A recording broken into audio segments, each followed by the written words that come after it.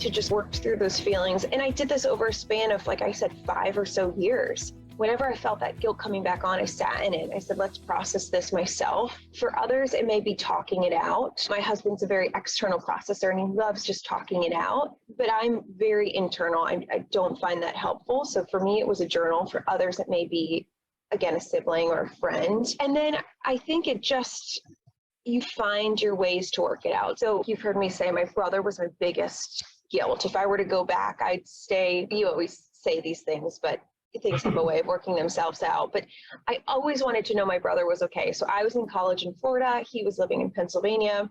I got a job offer to either move to Dallas, Texas, which was like my dream in so many ways, or to move to Providence, Rhode Island, which wasn't as cool when you're 21 and wanting to go out on the scene. But for me, I wanted to make sure he was okay. So I moved to Rhode Island. I was able to go home every week. And it was at that moment that I realized, you know what, he's okay. He's great, actually. And he had to process his feelings the same way I did.